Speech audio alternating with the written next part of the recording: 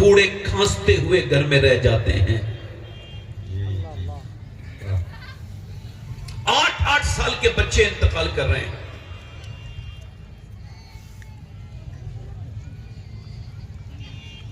पांच अक्टूबर को मैं हैदराबाद की जमीन पे तकरीर करने के गया, तो तकरीर के बाद कहा एक साहब आपसे मिलना चाहते हैं। मैंने कहा उनको मिलना है तो मेरे होटल आ जाएं। कहने लगे नहीं, वो जरा परेशान है, मैं ज्यादा बड़े लोगों से मिलना नहीं चाहता हूं, मगर जब मुझे खबर हुआ कि उसे कुछ आपसे बात करनी है तो फिर मैं गया। उसका घर मेरे हिसाब से समथिंग 15-20 करोड़ का बंगला होगा। उसके अंदर घर में मर्सिडीज, BMW, बड़ी बड़ी ब्रांडेड गाड़ियां खड़ी हैं। मैं अंदर गया हूं, उसने मुझे सलाम दूर से किया है, हाथ मिलाने से झिझक रहा है। मैंने कहा आइए ना भाई। कहने लगा नहीं। मैंने कहा क्या हुआ? तो उसके ये इस हिस्से पर रुई लगी हुई है और मैंने देखा है वो हाथ लगा ऐसे खड़ा है। मैंने करीब जाके उससे हाथ मिलाना चाहा तो उसने झिझकते हुए हाथ आगे बढ़ाया।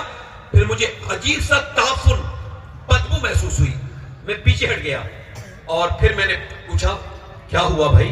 कहने लगा मैं 25 साल से लगातार गुटखा खाता था, 18-19 साल की उम्र से। अब मेरे बच्चे हैं, अब तो एक बच्चा 9 साल का है, एक 6 साल की बच्ची है, 2 बच्चे हैं मेरे। अल्लाह ने सब कुछ नवाजा है, मगर मेरे मुंह में एक दाना निकला। मैं उसको डॉक्टर को दिखाने गया। डॉक्टर ने रिपोर्ट करके ये बताया कि तुझे कैंसर हो चुका है और अब तुम 2 महीने के अंदर अंदर इस दुनिया से चले जाओगे।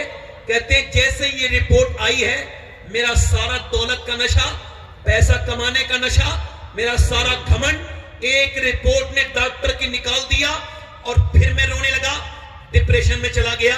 सैयद साहब, अब दुनिया की सारी नेमतें हैं मगर मेरे किसी काम की नहीं। मैं 2 महीने के बाद डॉक्टर कहते हैं मर जाऊंगा।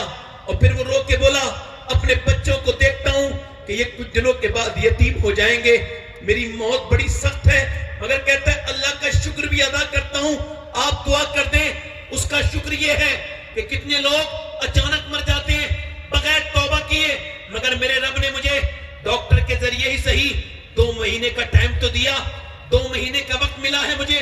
कहता है मैं बगैर कैंसर की रिपोर्ट के भी मैंने सजदे किए हैं, मगर अब जब कैंसर की रिपोर्ट के बाद मैं सजदा करता हूं तो फूट फूट के रोता हूं और यही कहता हूं मालिक, अभी 2 महीने के बाद मेरे ऊपर तख्ते लगा के, मिट्टी लगा के दुनिया लौट जाएगी।